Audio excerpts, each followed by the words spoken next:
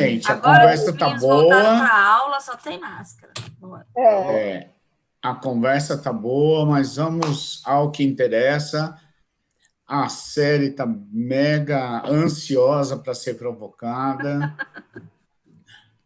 Então, eu queria começar. Boa noite a todos, oficialmente. Nossa quinta atividade, hoje, dia 1º de setembro. Nunca um agosto passou tão rápido na nossa mente, na nossa vida. Um agosto que normalmente demora 2 anos, foram umas 5 horas esse ano, pelo menos para mim, não sei para vocês. E hoje a gente tem a honra de ter aqui no Provocações, além de vocês, todo mundo, claro, mas a professora doutora Célie Cristina Monteiro, né, que é da Universidade Federal do Maranhão, farmacêutica bioquímica, e que vai ser provocada nas suas devidas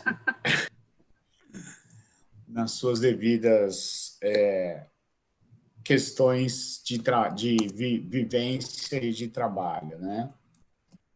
E aí, lembrando que a nossa atividade ela tem um roteiro, que é uma apresentação, que é essa aqui, depois uma entrevista, um trabalho em grupo com questão norteadora, a apresentação de cada grupo, o entrevistado faz considerações finais e a gente encerra. Então, bem-vinda, Célio. Opa! Bem-vinda, Célia. É um prazer ter você aqui, é um prazer ter todo mundo aqui. Vocês que são fiéis participantes, né? Tentei até mandar e-mail para ver se as pessoas vinha mais gente, pelo menos todos os inscritos. Mas vamos que vamos, né? Vamos com quem está interessado, né? vamos com quem quer discutir, conversar. E aí, Célia? Bom, boa noite a todos. Obrigado pelo convite, né? É um prazer estar com vocês, trocar, compartilhar, aprender. Eu acho que é sempre válido a gente conhecer e fazer o network, né? Quanta gente nova que eu não conhecia e agora eu estou conhecendo. Vou até passear já, né? Vou lá na casa da Rutiene já. Conseguiu cavar uma viagem para Roraima. Pois é, já consegui cavar um passeio. Bom, meu nome é Célie. Vocês viram que eu moro em São Luís do Maranhão, mas eu não tenho sotaque maranhense, apesar de já estar aqui há 10 anos. Eu vim do interior de São Paulo, trabalho na Universidade Federal do Maranhão aqui, eu e meu esposo, e estou na docência, fiz o cálculo hoje antes de entrar na live, na reunião. Estou na docência há 22 anos. Nossa, é tempo, mas né? Você entrou menor aprendiz, né? Eu entrei na docência, eu estava no 2º ano de mestrado. Eu tive uma oportunidade, né? Me convidaram. Naquela época, todas as aulas práticas precisavam de um professor assistente nas universidades particulares, me convidaram e eu falei assim, por que não, né? Eu estou fazendo mestrado, por que não encarar esse desafio? E o engraçado é que a partir do momento que eu comecei a dar aula, eu desviei o meu sonho de profissional. Seu sonho era ser farmacêutica bioquímica? Meu sonho era trabalhar num laboratório de análises clínicas. Esse era o meu sonho. Ah, tá. Eu queria trabalhar no laboratório, eu me via na bancada, mexendo com sangue, mexendo com urina. Era o que eu queria para mim. Aí, quando eu comecei a dar aula, eu falei assim, nossa, não quero mais. Não quero mais sair daqui de dentro. E aí estou até hoje, né? São 22 anos de muito aprendizado. E como é que você foi parar no Maranhão? Ai, Paulo, é um longo caminho, né? Imagina, eu comecei a dar aula, eu tinha 23 anos. 22, 23 anos, acho que 22 anos. Fazia mestrado. Aí de lá fiz doutorado e continuei dando aula. Não parei desde então. Casei, engravidei. E o meu esposo também é docente, né? Imagina você com 2 filhos. Não da área de saúde, né? Não, ele é da engenharia. Imagine você com 2 filhos numa universidade particular. Aí surgiu a oportunidade, eu falei assim, eu vou tentar, né? Tentar uma estabilidade, tentar desafios novos. Eu gostava muito de onde eu trabalhava. A instituição que eu trabalhava era muito, muito boa. Até hoje eu tenho saudade de lá. Eu trabalhava na Fundação Educacional de Barretos. Mas a gente precisa crescer, né? A gente precisa encontrar, alçar novos voos e aprender coisas novas. E foi muito bom. Eu acho que vir para São Luís me abriu muitas portas. A gente sai de uma universidade privada onde a pesquisa não é incentivada, né? A gente tinha muito sala de aula. Tinha muita gente que brincava que a gente vira dador de aula, né? Não professor. E aqui eu pude abrir outras frentes. Então, você começa a estudar um pouco, estudar de fato o que é o ser e o que é o fazer docente, porque na época que eu comecei isso não existia. A gente saía da universidade e era convidado para dar aula, a gente ia, encarava, sem nenhum preparo, né? Então, a gente chega na sala de aula cru, nu e cru, e a gente aprende no dia a dia. Então, aqui eu pude pensar um pouquinho em pesquisa, pude estudar um pouco do que é a pedagogia, do que é o ser professor, o que é o fazer professor, que é algo que me encanta demais. Acho que toda universidade, independente de ser privada ou pública, ela precisa de uma capacitação docente, para que o docente Mas nessa entenda. época que você entrou, o processo de capacitação docente não era uma coisa Não organizada como é existia, hoje, não existia, não né? existia, e ainda na minha universidade, hoje ainda não existe um processo de fato institucionalizado.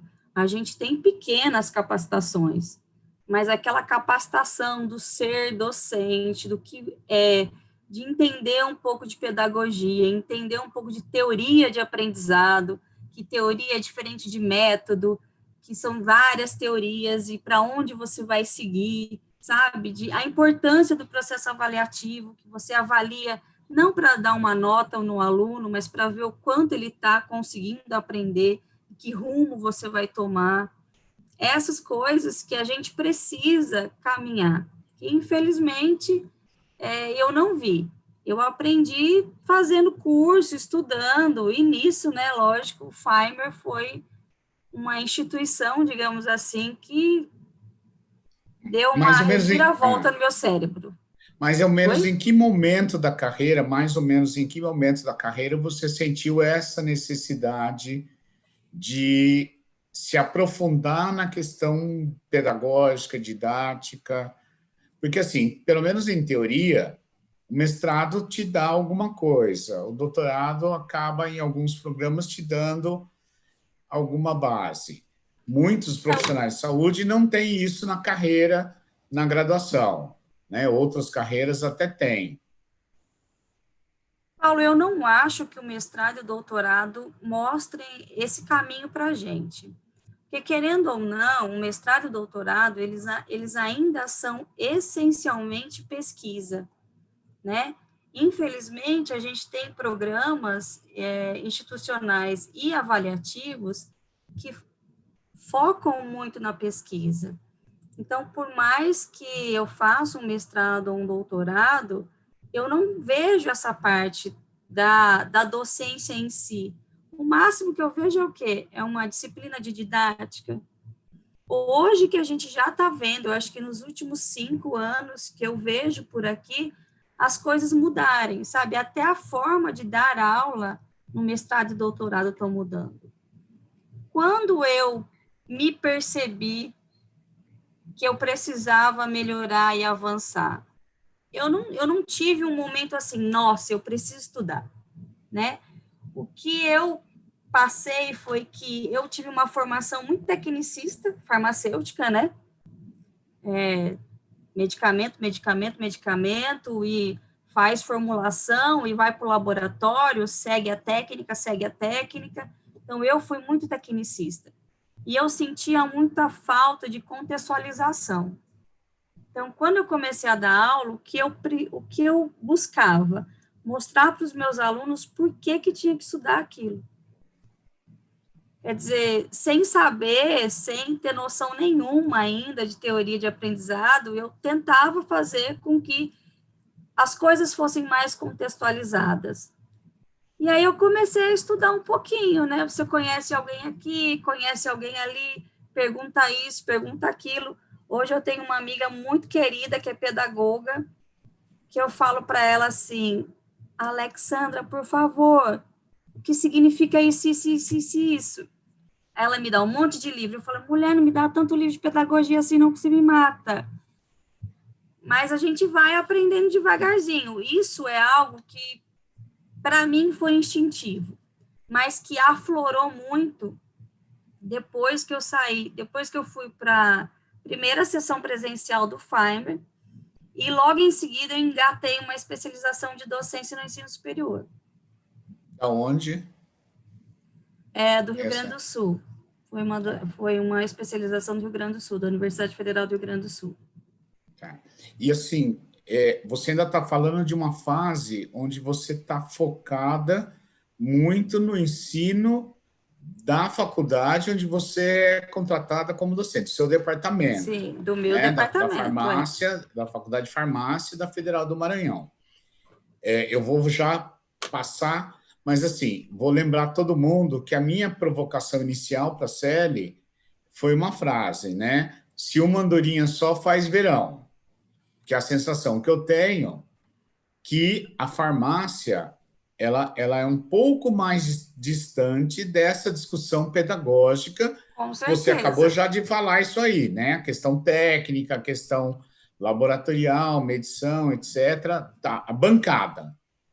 Né? Nós somos essencialmente bancadas. Isso. E aí você começa a trabalhar com método ativo, você começa a modificar as suas disciplinas na graduação e na pós. Eu começo a incomodar, né? Isso, mas você começa a se incomodar, modificar, e daí você começa a incomodar os outros. Não é isso? É isso aí. Tá.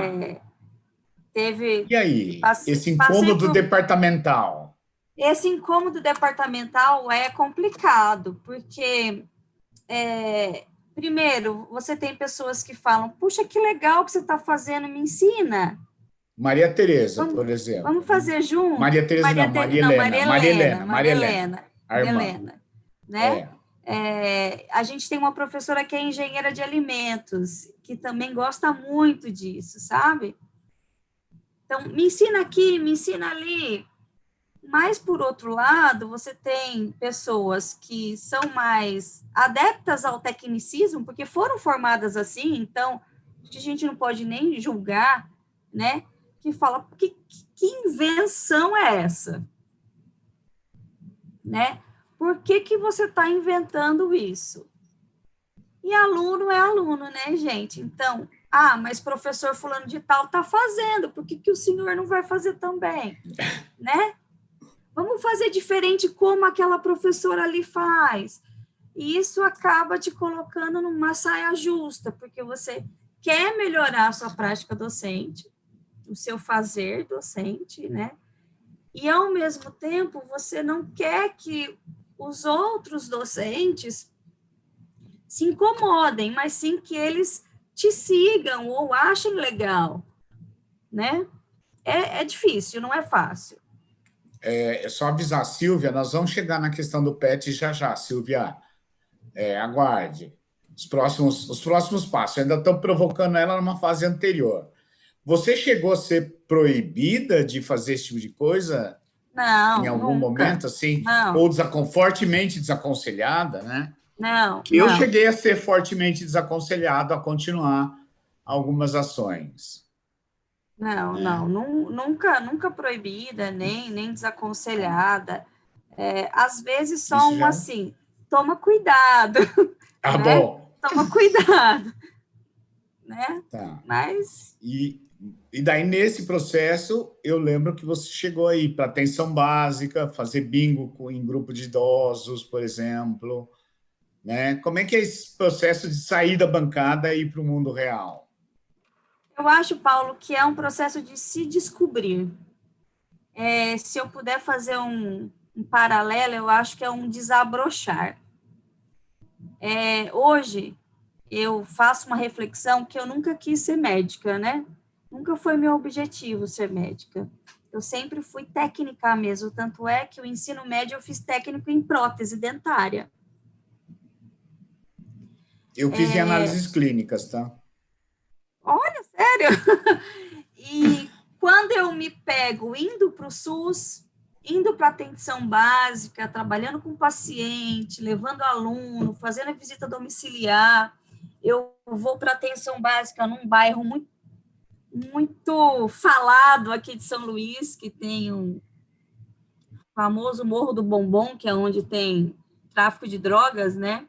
E a gente anda pela comunidade, lógico, a gente tem que andar de jaleco para ser identificado, mas a gente anda pela comunidade, a gente é respeitado, você vê que você consegue fazer a diferença. Eu falo, poxa, se eu hoje fosse fazer medicina, eu faria medicina de família e comunidade. Porque é uma coisa que toca o coração. Tanto toca o coração que eu levo meus filhos junto comigo. Meu filho mais velho tá no ensino 7 médio, anos, né? para o pessoal saber. Oi? 17 anos. 17 anos. Ele está no ensino médio, segundo ano do ensino médio, e a escola tem um esquema de um projeto que tem que ser desenvolvido ao longo do ano, para eles apresentarem no final do ano. E o ano passado eu trabalhei com eles, né? A gente apresentou o projeto, o professor aceitou a minha loucura e eu levei os meninos de uma escola particular para falar de hipertensão nessa comunidade. E foi assim, foi maravilhoso ver os meninos do ensino médio que nunca saíram do seu reduto, né? Tá no meio da comunidade, andando comigo, ensinando a comunidade sobre pressão arterial, fizeram um sal de ervas para entregar. Um dos meninos, que é do grupo do meu filho, tem síndrome de Down, o Davi. Ele foi maravilhoso, ele deu um show nas apresentações, nos processos de educação em saúde. Lógico, os meus alunos foram junto para dar apoio. Então, é um desabrochar, é um descobrir que você, como profissional de saúde, mesmo não estando atuando e está como professor, você pode fazer a diferença. E esse fazer a diferença precisa ter um arcabouço teórico. E aí, aonde entra o PET Saúde, que a Silvia lembrou bem, nessa trajetória sua? Quando é que você começa a sentir a pressão interna ou externa para essa interligação com as outras profissões da área da saúde ou fora? No meu curso, eu nunca senti pressão do meu curso, eu sempre senti pressão externa. Eu não sei se é pela convivência com os outros cursos, se é por estar mais antenada com os processos avaliativos do INEP, né? Porque sou avaliadora do INEP, meu marido é avaliador do INEP, então eu vivo isso constantemente. Então, a pressão que eu senti foi sempre uma pressão externa. Por que que muita gente está fazendo, muito curso faz e o meu curso não faz? Então, vamos fazer. Então, o meu primeiro PET, que eu tentei na loucura, como coordenadora, algo que eu nunca tinha feito na minha vida, foi um PET de saúde mental. Falei, meu Deus do céu, saúde mental, nunca nem mexi com saúde mental. Vamos lá, né? Juntei uns cursos, psicologia, enfermagem, medicina e tal, vamos fazer. Ganhamos o curso e fomos trabalhar no CAPS. Aí eu falei assim, nossa, outro mundo, né? A gente fala de SUS, fala de atenção básica, mas quando a gente fala de CAPS, você fala, nossa, é outro mundo, é outra coisa. É onde você vê realmente o trabalho e equipe funcionando no CAPS. Mas, infelizmente, a minha profissão quase não aparece no CAPS, porque o farmacêutico ainda acha que ele tem que ficar dentro de 4 paredes, entregando medicamento, né? Verificando se a receita está certa ou não, e interage muito pouco com a equipe de saúde. Chega a doer no coração de tão Nem o uso pouco. racional de medicamentos não aparece. Pelo menos a vivência que eu tive no CAPS, não. Ele ficava lá trancadinho, sabe? No cantinho dele. E aí você vai, você cutuca, mas está tão acostumada àquela prática que a gente só vai mudar isso mesmo é na formação ou com as intervenções que o PET faz. Tá. Que é o que está fazendo agora, né? Eu acho que nunca teve um PET que mexesse tanto, tirasse tantas pessoas da zona de conforto quanto o interprofissionalidade. Eu não estou nesse PET, os outros eu tive mais proximidade, esse aqui a gente não tem nenhuma. Eu não sei, fala um pouquinho mais, e eu acho que esse encantamento da Silvia também vem disso. Silvia Né? também está no PET interprofissionalidade, aliás, ela é supimpa, né? Mas é assim, é um PET que ele vem não só com um projeto e com as metas que a gente tem que fazer, ele vem com um acompanhamento mais cuidadoso do seu projeto, das suas ações, ele vem com uma instrução do que você está fazendo, que ação você vai fazer, essa atividade tem qual intencionalidade? Desculpa. Com essa atividade, você quer trabalhar o quê? Quais conhecimentos, quais habilidades, quais atitudes você quer trabalhar no seu aluno? É algo que faz a gente refletir, né? Desculpa, Luiz, o PET é um programa de educação pelo trabalho, perdão. O Ministério da Saúde, junto com o Ministério da Educação, tem feito vários editais de tentativas de fazer uma série de coisas. Então, eu pelo menos, consigo identificar que iniciou com o PROMED, que tentava fazer uma modificação das escolas médicas, foram 19 escolas médicas. Depois, a da Rutiene é uma das escolas lá de Roraima, né, que participou. Depois teve o ProSaúde, que trabalhava com a equipe básica da atenção primária, né, curso de medicina, de enfermagem e de odontologia, e foi descobrindo que havia necessidade de fazer outras coisas, mas não só modificar o curso, mas também trazer mais os alunos para perto. Então, existe o PET do Ministério da Educação, né, que é um programa muito mais antigo, Muito mais e aí antigo. foi criado o PET Saúde, que teve várias edições, são editais, né, que o Ministério da Saúde faz, com dinheiro, e as universidades, em parceria, né, geralmente em parceria de cursos, propõem um projeto. Um projeto. E aí cada PET tem o seu regramento. E o último PET, aí... teve um PET saúde mental, que é esse que a Célia falou, e o PET o último edital falava foi da questão... SUS, e agora é o interprofissionalidade. Isso. Esse, desculpa te cortar, mas... Imagina, esse edital, ele sempre vem solicitando um projeto que você trabalhe os cursos da área de saúde da universidade, mais ou a Secretaria Municipal de Saúde ou a Secretaria Estadual de Saúde, para que você trabalhe no SUS. Né? A intenção maior é você formar profissional para o SUS. Não só os que estão na graduação, mas que a gente possa também capacitar o profissional que está lá no SUS, que está formado já. Então, quem a gente chama de preceptor. Será que a gente conseguiu teve algum momento que o docente recebia uma complementação salarial, o preceptor recebia uma bolsa e os alunos de graduação também recebiam uma bolsa.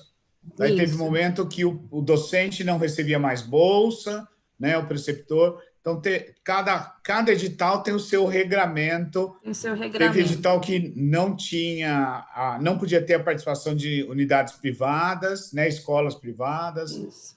Então, ou tinha edital que tinha que ter obrigatoriamente um curso de medicina envolvido. Então, cada hora é uma regra diferente. Não, Rui, né? Dependendo do edital, também entra as instituições de ensino superior privadas. O GraduaSUS, a instituição privada podia também. A gente teve aqui em São Luís, tanto na federal quanto na particular. Agora Depende já me perdi, Paulo. do edital, né? Não, mas depende do edital. Isso. E, bom, a gente já está caminhando para o momento de trabalho em grupo. Eu não sei se você queria falar alguma coisa que eu ainda não... Se você se preparou mentalmente... Uma andorinha sozinha faz verão? Faz. Eu ia perguntar isso no final, mas pode começar agora. Eu não acho que uma andorinha sozinha faz verão, mas uma andorinha sozinha incomoda muita gente. E ao incomodar muita gente... Normalmente quem incomoda muita gente é um elefante, tá? Mas não é o seu caso. Ao incomodar muita gente, ou a gente encara e fala, não, gente, bora trabalhar junto, ou a gente dá um passo para trás, né? Então, a andorinha, ela alça grandes voos. Precisa saber aonde ela quer parar. Legal. Mas a gente volta a isso no final. Aguardem. Vamos lá. Então, gente, a questão que nós dois preparamos é essa aqui. Então, que dificuldades pedagógicas? Então, tentar focar um pouquinho no seu papel profissional, né, ou na sua carreira profissional como docente, não no papel técnico da expertise da sua profissão, mas no seu papel como professor. E como que você superou? Então, para a gente tentar poder dividir um pouquinho a nossa experiência pessoal e a nossa vivência. Tudo bem? Alguma dúvida? Deixa eu pegar aqui, tem alguém no chat. Não, né? Vai sair. Oi? A pessoa vai sair. Ah, a pessoa vai sair, tá. Obrigado. Então, vou dividir as salas. 3 salas. Obrigado. Vocês podem ir nas salas agora. O Meet não divide em salas, né? Bom, então na sala 1 estava o Dario, a Fernanda, a Eliana, o Luiz Marcelo, a Roberta, a Rutiene, a Célia, a Estela Mares e a Silvia. Daí estamos abertos a vocês apresentarem.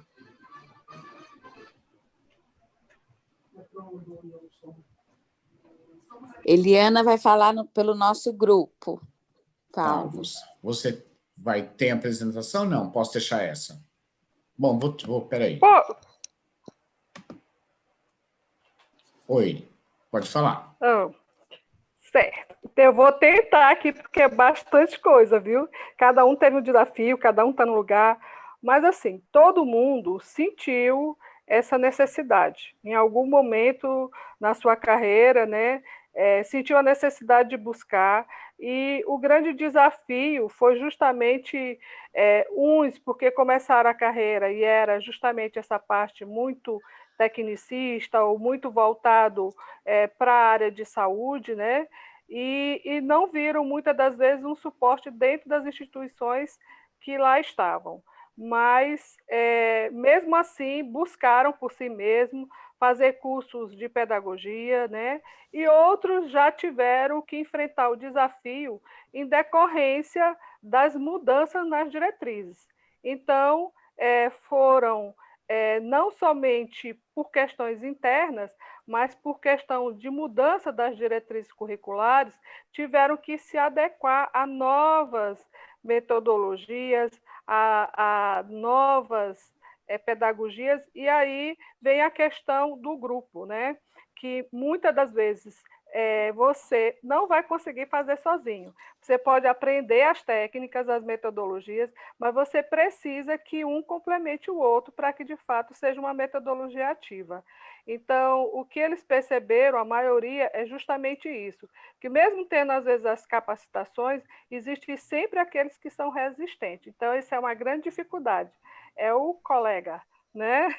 E a questão de superação, né, basicamente, todo mundo viu, né, que no momento que você busca, que você se capacita mais, você consegue superar muitos desafios. E um vai fazendo e vai contagiando o outro.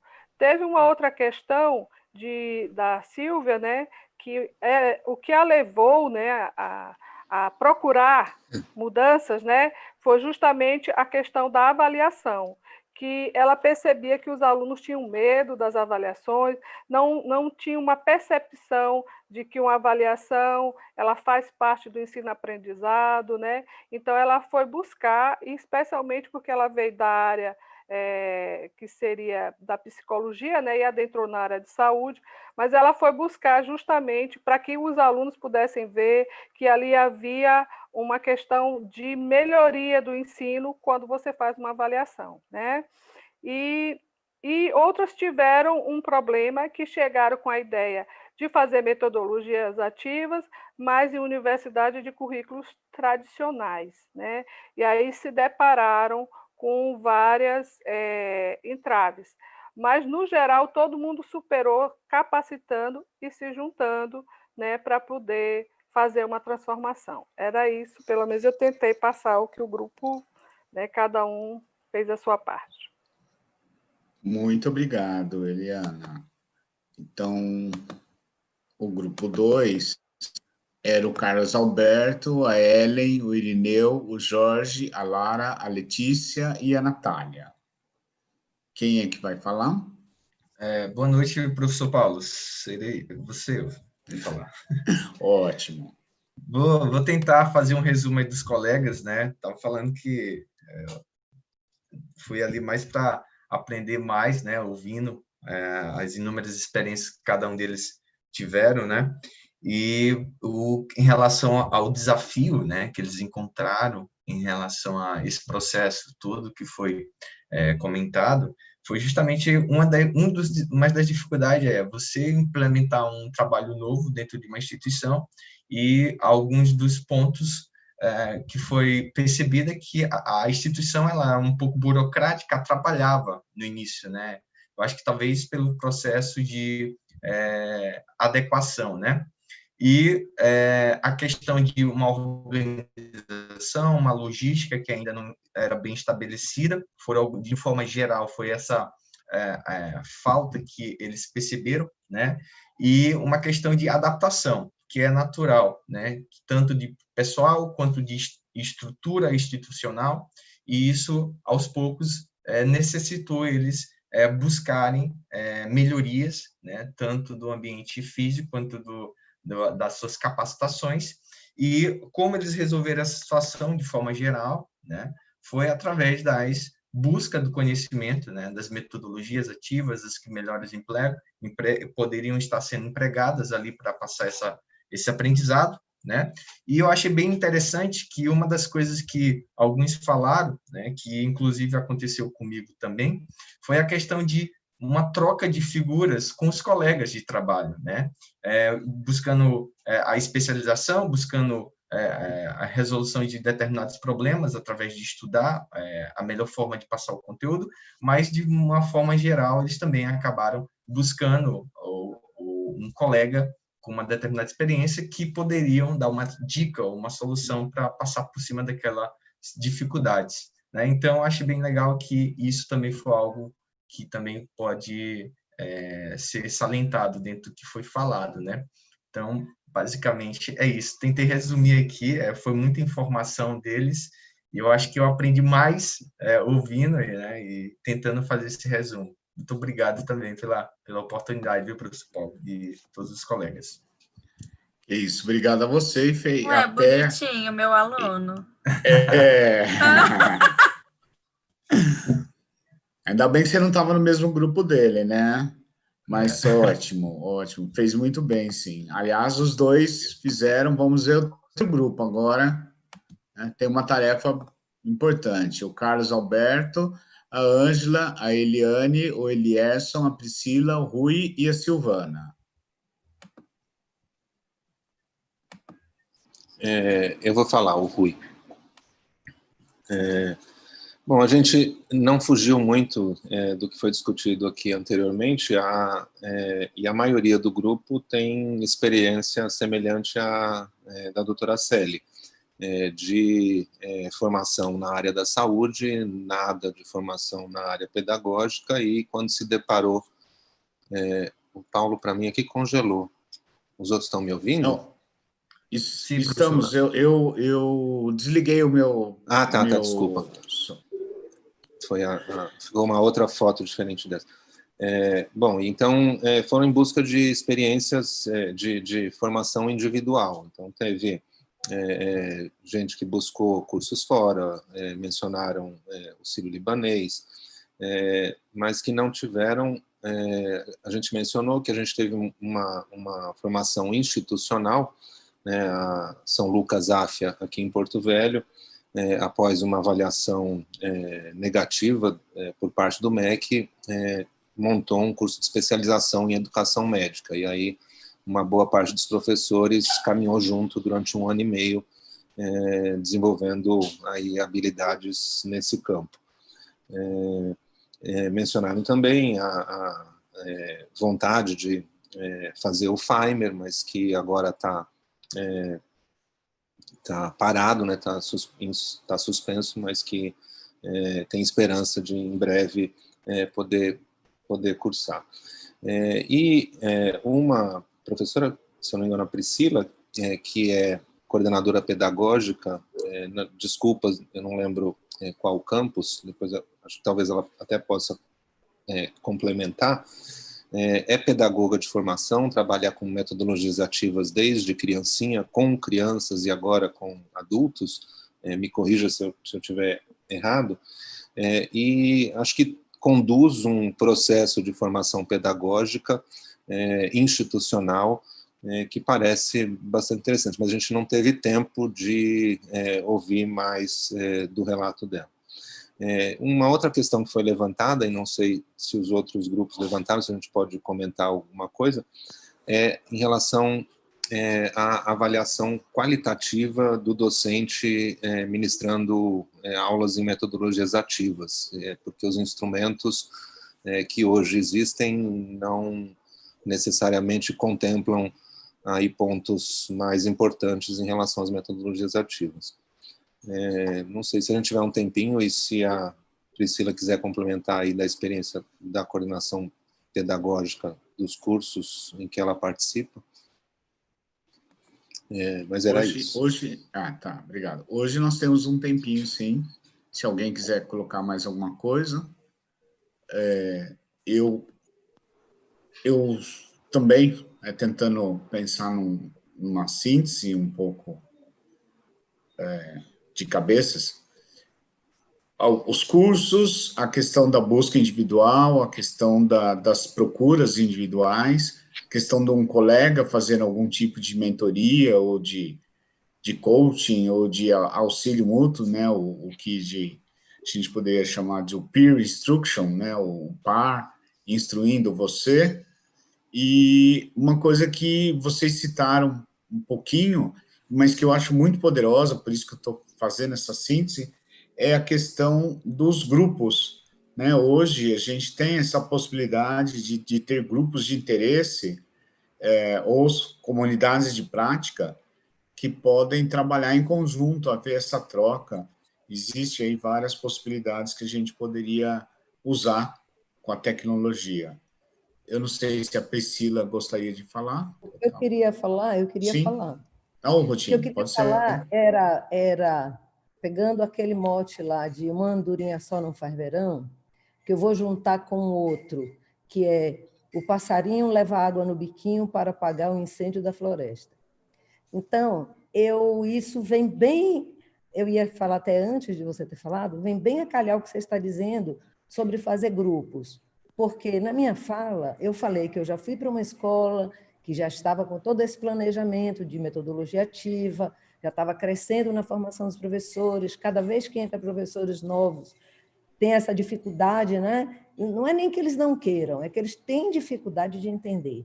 Então, isso esbarra na minha necessidade pedagógica, porque às vezes eu vou trabalhar com alguém e não consigo avançar tanto quanto eu queria. E não é uma crítica à pessoa, é o caminho dela que está um pouquinho mais atrasado do que o meu, porque ela acaba de entrar no curso, vamos dizer assim. Se bem que tem gente que já entra com uma cabeça incrível. Mas, então, o que vale não é que a gente já tenha tudo isso pronto, para dizer, eu entrei numa escola de metodologia ativa, que faz, que acontece, então a escola é maravilhosa. Não, o que vale são esses pequenos grupos que vão se formando e vão sendo andorinhas, 2, 3, sendo passarinhos que levam água no biquinho para apagar o incêndio da floresta, 2, 3. Então, é isso que eu acho que a gente chega lá. Somos nós aqui nessas lives, somos nós em outras lives. Então, eu acho que o que a gente tem que entender não é que tenha que ter o ótimo. Nós vamos ter todo mundo com boa formação pedagógica e tudo. Não, eu acho que o legal são esses andares paralelos, de uns, de outros, que em determinados momentos se juntam. Cada um vem trazendo a sua experiência.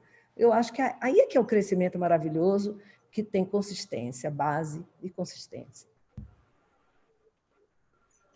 Legal. O Jorge levantou a mão também. A gente hoje tem tempo? Então, Jorge? eu acho que tem 2 movimentos aí que foram detectados pelas pessoas, né? Primeiro, que é um movimento de individual, de que a gente vai atrás, a gente se sente incomodado e busca, né? Mas tem um momento onde essa busca, eu vejo assim, eu cheguei a mencionar isso no meu grupo, que se você não tem uma massa crítica na sua instituição, às vezes essa coisa fica muito solitária, né? E você fica tomando pancada, tentando exercer um protagonismo que não tem respostas, né? Então, a outra coisa, o outro movimento é o movimento externo, quer dizer, aquilo que vem e que obriga as pessoas a fazer as mudanças. Então, as políticas de indução do governo, as políticas institucionais das escolas privadas que dizem tem que ser assim. Então, as pessoas elas se mexem porque elas são provocadas, né? E vocês veem, por exemplo, como a pandemia está inevitavelmente, né, mexendo com as pessoas, tirando da zona de conforto. Eu vejo o meu departamento, parece assim um parto a fórceps para poder aprender a trabalhar numa ferramenta virtual, aprender a discutir competência, né? É verdadeiro parto a fórceps.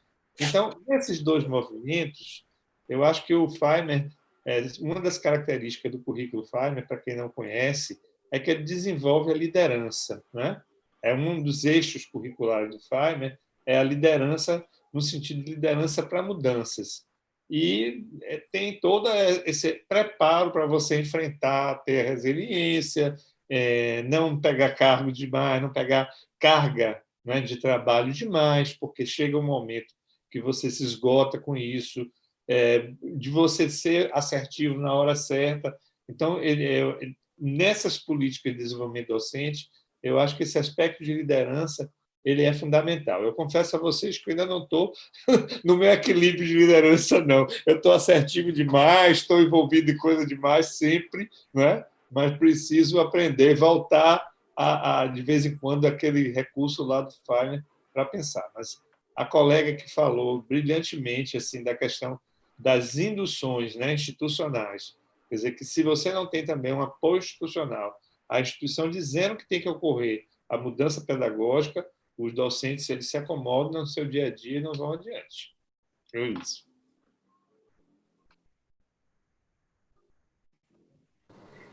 Acho que a Ellen queria falar. Oi, quem? Ellen. E eu aqui, gente, só para fazer uma... Oi. Oi, Ellen. Oi, Paulo, uma contribuição. Assim, a gente tem uma reflexão a respeito de andorinha, né? e ela aparece no livro, né, 384 a 322 anos antes de Cristo, e era uma andorinha só não faz a primavera, mas é porque o sentido disso é a pessoa não tem que ser julgada apenas por um ato que ela faz, né? E na docência tem muito isso, né? Os docentes que vão provocando mudanças ou que se repensam, ou que se modificam, né? O grupo todo tem um estranhamento e começa a colocar esse indivíduo numa margem ali lateral, né? Vocês que estão agora vivenciando metodologia ativa, né? Eu não fiz o Feimer, né? Mas eu sou muito adepta dessas coisas. Como é que você ensina, aprende e ensina, né? E para uma turma funciona uma coisa e para outra não funciona, né? Eu tenho um exemplo de metodologia que eu entro com metodologia ativa e a turma diz assim, não queremos isso, somos de livro e você tem que aprender a lidar com a gente capítulo por capítulo, estudar e vir para cá discutir. Isso me chocou, mas, como docente, é um exercício que a gente tem que fazer. Então, para mim, o cerne dessa dificuldade está em eu não me ver enquanto docente.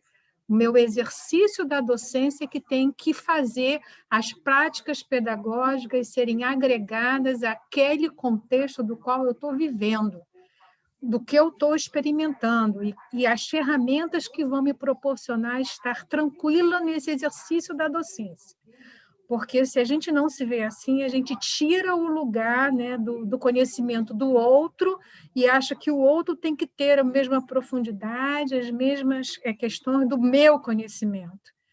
Então, com algumas turmas, a gente consegue chegar até o objetivo final daquela unidade, daquela disciplina, com outras turmas, a gente tem que botar, né, a mão na consciência e dizer, não consegui, fui só até aqui. Então, eu acho que é isso que falta para a gente, né? A prática docente ser vivenciada com honestidade, da forma que ela pode, e utilizando aquilo que se tem na instituição. Obrigada. Acho que é por aí. A Silvia pediu a palavra também. Obrigada, Oi, Paulo. Nada. E colegas, um abraço grande, Paulo, Valéria. Desculpem não abrir a câmera, eu estou de celular, hoje estou fazendo bastante esforço, eu caio, volto, então vamos lá.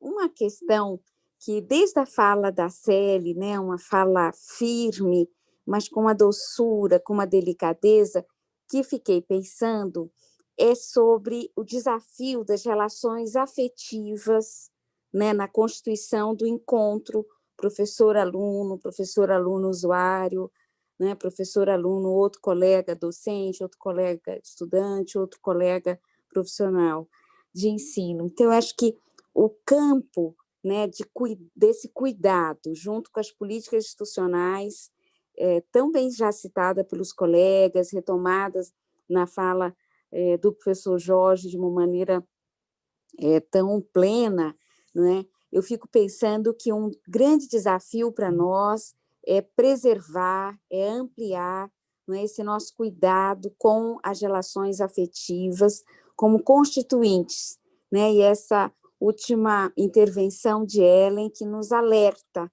né, do lugar que a gente ocupa como docente e, portanto, da possibilidade, mais do que isso, da necessidade de deslocamentos para a perspectiva do outro. Então, eu queria só trazer e agradecer a Célia, assim, o quanto a sua condução, né, junto com o Paulo, com a provocação, né, se uma andorinha só faz verão,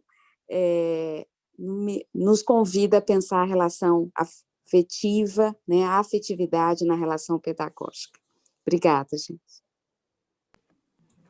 Eu que agradeço, Silvia. Logo a Silvia estará na posição da Célia no próximo mês, né? Aguardemos. Chegará a sua vez, Silvia. E estou pensando aqui nas provocações com você, Silvia. Mas, Célia, coração dispara. Já que a gente ir pensando nesse... vai ser tranquilo, eu acho. Pensando, então, no que a gente conversou, para a gente poder fazer um fechamento, e pensando nisso, essa andorinha aqui, que a gente agora descobriu também que na literatura antiga ela fazia primaveras e não verões, né? Talvez na tradução para o português, que combine mais. Eu não sabia disso, eu agradeço, mas, assim, pensando no... E fala muito dos estorninhos, né, que fazem aqueles movimentos em conjunto, que talvez seja uma identidade profissional melhor que a gente deveria ter, né, como docente. Pensando nisso e tentando fazer uma síntese dessa afetividade, desses movimentos individuais e coletivos, como o Jorge coloca, esses movimentos todos, como a Rotiene, todo mundo colocou aqui. Sua vez. Bom, eu agradeço a todos, acho que todo mundo culminou as mesmas ideias, as mesmas dificuldades, né?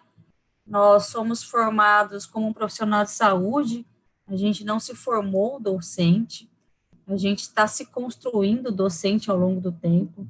Eu acho que é importante a gente se reconhecer e, como eu coloquei aqui no chat, construir uma identidade docente.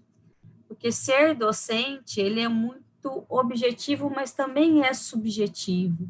Como Ellen e Silvia falaram, é o relacionamento com o ser humano. Então, é uma construção que vai além da sala de aula. Com certeza, vocês têm docentes que vocês lembram até hoje, né? Puxa, aquele meu docente... E a gente tem que lembrar que a gente vai fazer diferença na vida de alguém. Seja um pouquinho, seja muito, a gente está tocando vidas humanas.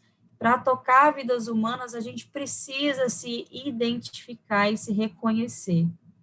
Eu, particularmente, como uma boa virginiana, que gosta tudo ali, ó, certinho, preto no branco, checklist, né? Eu acho que é fundamental a capacitação docente. Nós precisamos dessa provocação, tanto interna, da gente querer ser melhor, e dessa também provocação externa, que são as políticas, são as legislações, tudo que nos rege na educação superior. Então, eu vou colocar para vocês que a andorinha, ela não faz verão ou primaveras, né, Ellen? Mas ela pode começar uma revolução. E eu acho que é isso que a gente faz aqui, né? A gente começou uma revolução. Olha que grande rede que a gente está construindo. Então, a gente está devagarzinho juntando, tecendo devagarzinho para a gente criar uma grande rede. Eu acho que é uma grande oportunidade da formação de um network. Quem sabe daqui saiam grandes coisas ainda. É isso. Eu agradeço sua visão de futuro, Celi. A minha ideia é realmente construir esse conjunto de ferramentas aí, né, quando a gente conseguiu trazer tanta gente nos webinários anteriores, quando a gente consegue trazer tanta gente interessada, como nesses aqui, né, quantidade versus qualidade, construir o grupo do Telegram para tentar a gente trocar informações, descobri que aquele grupo que eu criei tem um outro grupo que pode conversar, daí a gente fez aquele outro de chat. Então, são instrumentos para tentar construir essa comunidade, né, de práticas, constituir aí as diferentes redes. Você deu o seu e-mail no chat, que é legal, as pessoas normalmente pedem, né? Dizer que eu estou gravando, isso aí vai ser colocado depois. Agradecer a sua presença, a sua disponibilidade para estar aqui hoje. Agradecer a presença de todo mundo que tem vindo, né? A maior parte de vocês tem vindo sempre aqui. Tem insistido, né? Insistentemente vindo, e para mim é um prazer fazer. Eu acho que eu posso falar em nome da Valéria isso. Lembrando que na semana que vem, por causa do feriado, nós não temos atividade, né? E nós teremos no dia 11 o Carlos Colares, que para ele é tarde da noite, né? Ele tem um fuso horário diferente. mas lá de Maastricht, é um brasileiro que vive em Maastricht, vai vir aqui conversar com a gente exatamente dessa experiência. Como é que uma pessoa daqui do Brasil sai e vai morar no exterior, para muita gente, na meca da metodologia ativa na área da saúde, mas vai tentar falar um pouquinho desse momento de vida que ele passa e dessa experiência pessoal de um emigrante, né? E então esperamos vocês. E a Silvia, eu tinha falado que era no mês que vem, no fim do mês, hein, Silvia? Dia 25. E o Silvio Peçanha da Estácio, dia 18. Então, obrigado, gente. Obrigada, esperamos gente, foi um prazer vocês aqui, eu espero vocês aqui. Para mim tem sido um crescimento enorme. E boa noite. Tchau, beijo. Será que eu fiz com Deus. Uma sexta, dia 11? Será que eu errei a data? Peraí. É dia 15, Paulo. Ixi, pus errado. É dia 8. Não, dia 8 é a terça pós-feriado. Não, dia 15 é o Silvio, não é isso? Dia 15 é o Silvio, não é isso? Não, eu fiz errado. Eu fiz errado, é dia 8. 22h29. Eu fiz errado, gente. Desculpa aí. Eu faço dessas. Dia 8 é dia pós-feriado. Falei errado. Apaga tudo que eu falei, esquece. Eu vou mandar um e-mail. Diga. Tchau, gente. Bom descanso. Combinado, Paulo. Obrigada. Boa noite. Boa noite. Até a próxima. Beijo, Célio. Muito obrigada. Boa noite.